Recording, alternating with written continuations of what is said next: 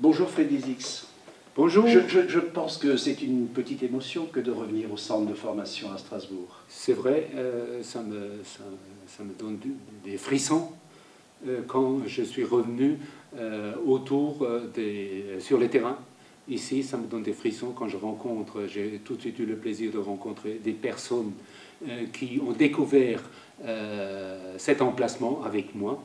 Donc, effectivement, ça me donne des frissons, mais ça me réjouit que c'est encore dans cet état et utilisable pour le bien-être de toute la jeunesse qui était toujours le bienvenu au niveau de ça.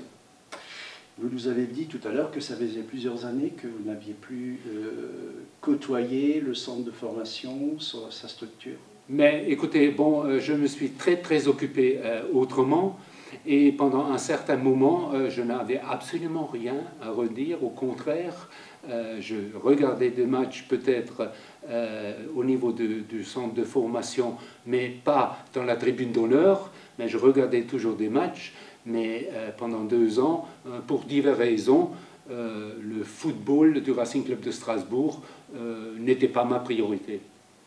Donc je suis de nouveau dans une spirale de renouveau depuis 8 mois, depuis cette saison. Je suis de nouveau, je vois tous les matchs. J'ai retrouvé ce que, il y a un certain moment, m'a motivé toute ma carrière, c'est que de se mettre au service de la jeunesse, et que je sens que ce renouveau est de nouveau là. Le 7 janvier prochain, vous fêtez votre 80e anniversaire. On peut quand même se rendre compte que le centre de formation vous a maintenu dans un état physique tout à fait remarquable.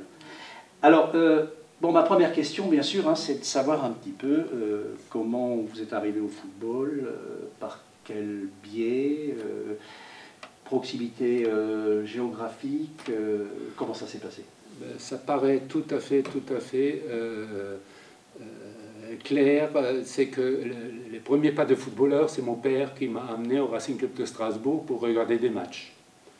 À ce moment-là, comme j'habitais à la Roberto et ma grand-mère habitait à 200 mètres d'un terrain de football, je me faisais un plaisir de la rejoindre le samedi soir pour qu'elle ne soit pas seule, pour que le dimanche matin, je pouvais aller au terrain de football.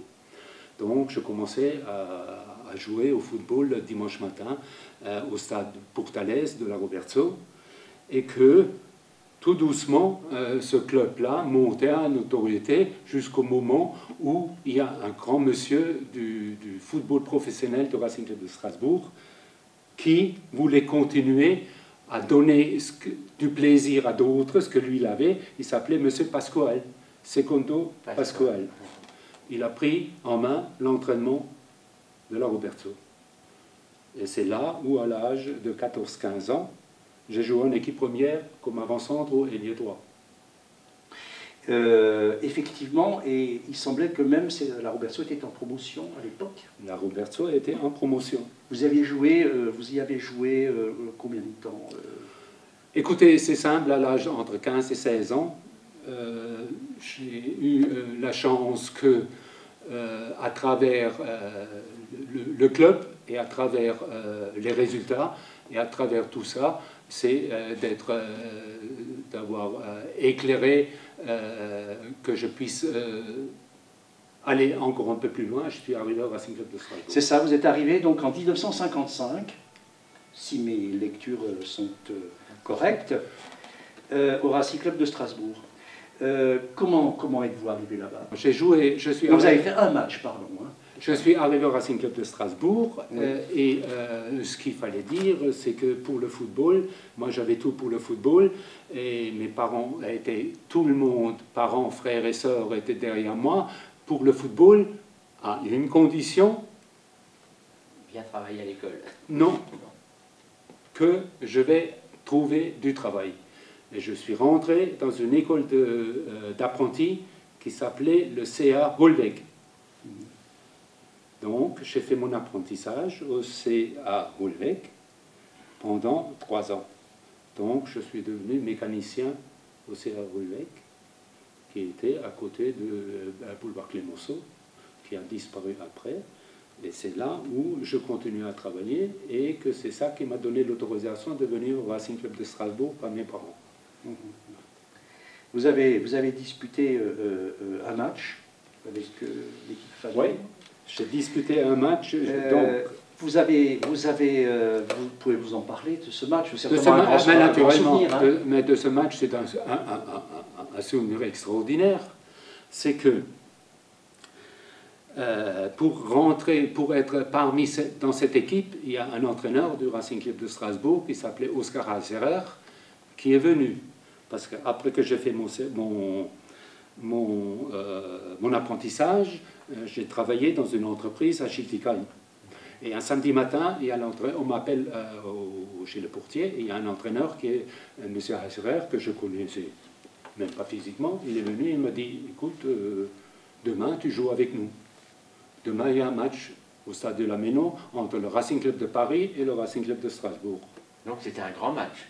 C'était un grand match. Ah oui. Et il m'a fait débuter ailier droit. Les deux Racing. Et j'ai joué contre Roger March, Oui. qui m'a mis sur le ballon et m'a tapé plusieurs fois. J'ai atterri dans la tribune debout. Je n'ai pas touché un ballon.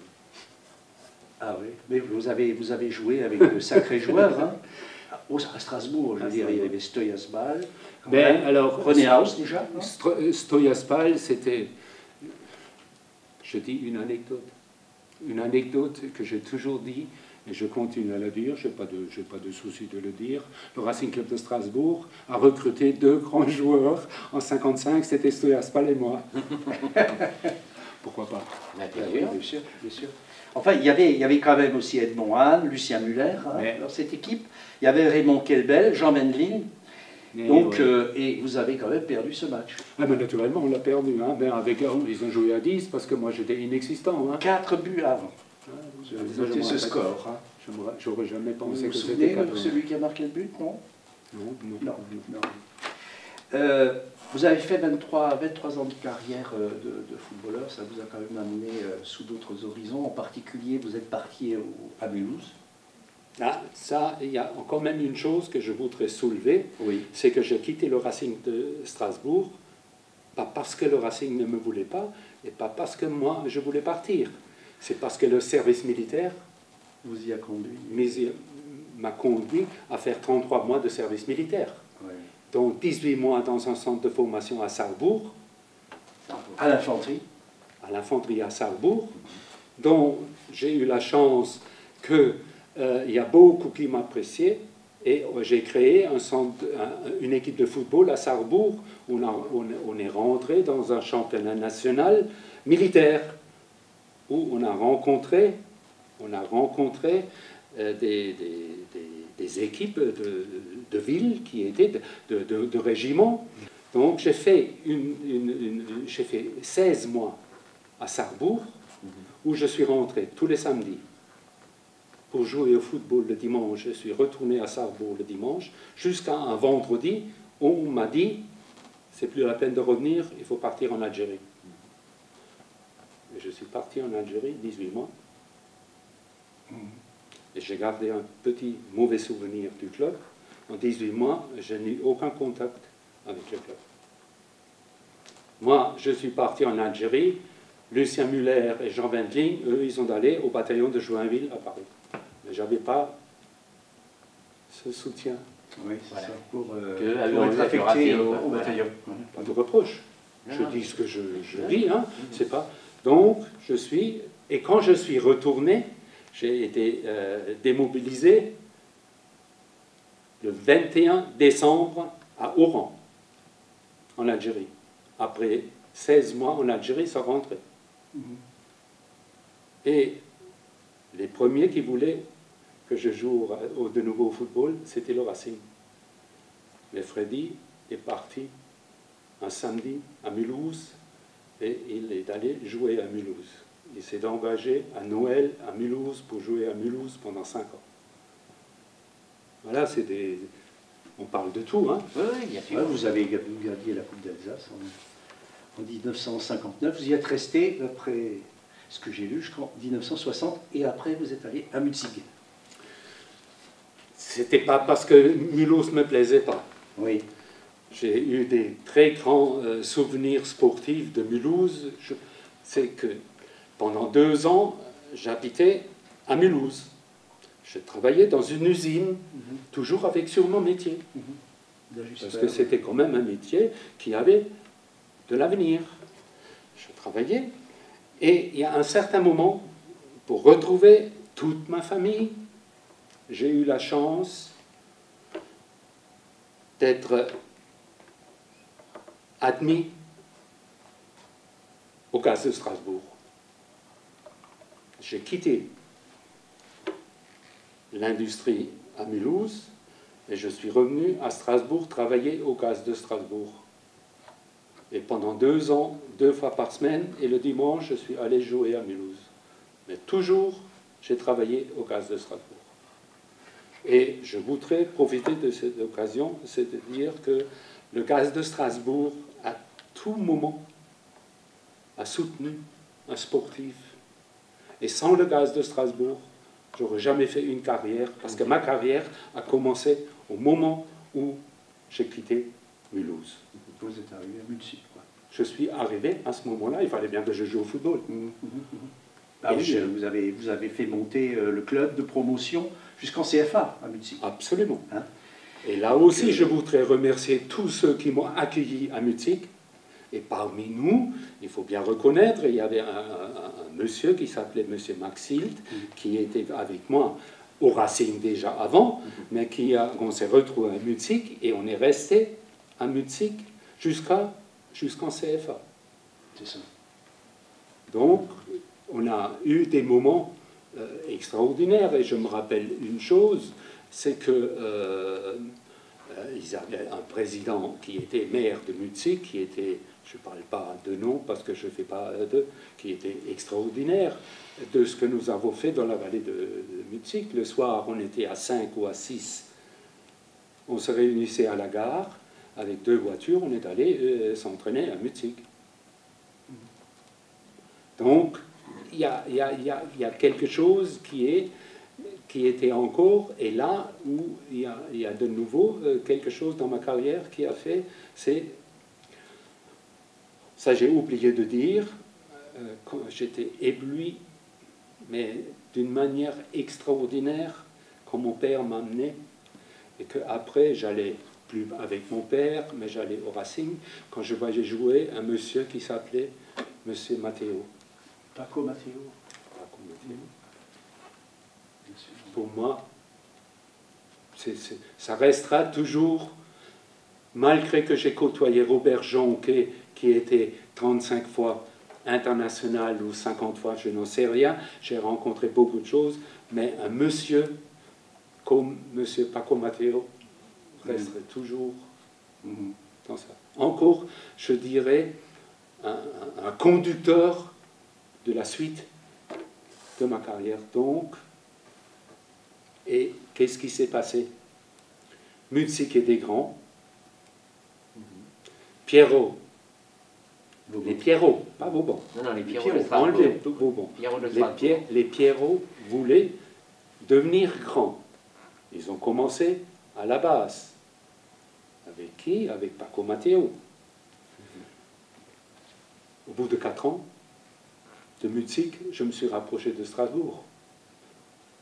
Je suis allé au Pierrot de Strasbourg, ayant une fonction au gaz de Strasbourg, lâche en Mulhouse, arrivé presque au bout à Munich que je vénère, c'était extraordinaire.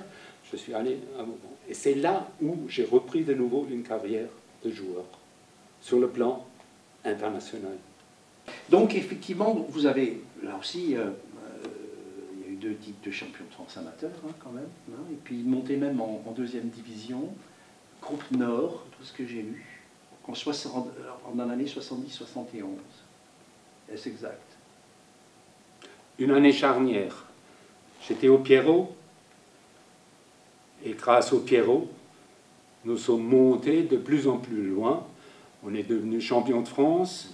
Je me suis fait connaître sur le plan footballistique international avec les Pierrots. Juste une anecdote, les Pierrots de Strasbourg Pas les Pierrots de Strasbourg. Je suis arrivé en équipe de France avec Hubert Hauser. On a joué le dernier match au Parc des Princes en qualification pour les Jeux Olympiques. Pour les Jeux Olympiques. Ouais, c'est ça. Ouais. On a fait match nul.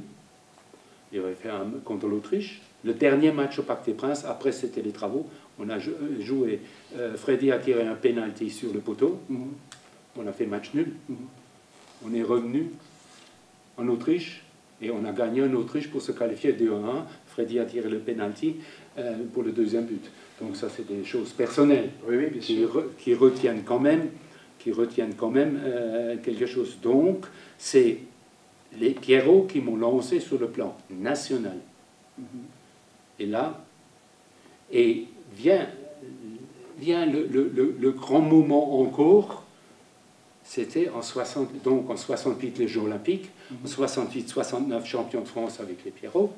Tout ça, c'est des années qui ne s'oublient pas. C'est des années, je pourrais vous raconter toutes les réceptions, tout ça, c'est pas ça ce que je veux dire, on parle de carrière.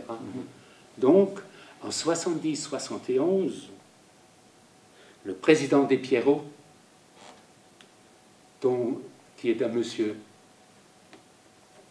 extraordinaire comme président, il s'est rapproché du Racing Club de Strasbourg pour faire Pierrot Strasbourg. C'était Michelal, oui, bien sûr. C'était pour ne pas Michelal. le nommer. Et le seul des Pierrots qui n'est pas venu ici, c'est moi. Ne me demandez pas pourquoi, je ne suis pas venu. J'ai fait mes diplômes d'entraîneur en 71, 72, et j'ai arrêté de jouer pendant une année. Et après, je suis allé dans le nord de l'Alsace à Bechdorf. À la Cité des Potiers. À la Cité des Là, Potiers. vous avez fait une espèce de double carrière, vous étiez dirigeant, je crois, joueur. Non, j'étais joueur-entraîneur. Ouais, c'est ça. Joueur-entraîneur pendant 2 ans. Hein, j'étais joueur-entraîneur pendant 4 ans. Pendant 4 ans. 4 ans. 4 ans, on a joué avec Bechdorf. Bon, on est monté de... Bon, je vais dans les détails, mais on est monté de promotion et on était en division d'honneur et on a refusé 2 fois de monter en CFA. Les frères Casper, c'était à votre époque à vous? Il y avait 5 qui étaient dans mon équipe. Je jouais avec 5 frères Casper et moi comme défenseur à 41 ans. Il ne faut pas oublier que ma carrière internationale était déjà arrivée assez tard. Mais à 41 ans, j'ai joué un 32e de finale de Coupe de France à Colmar avec Bechdorf. J'avais 41 ans. J'avais 5 frères Casper devant. Ça bougeait.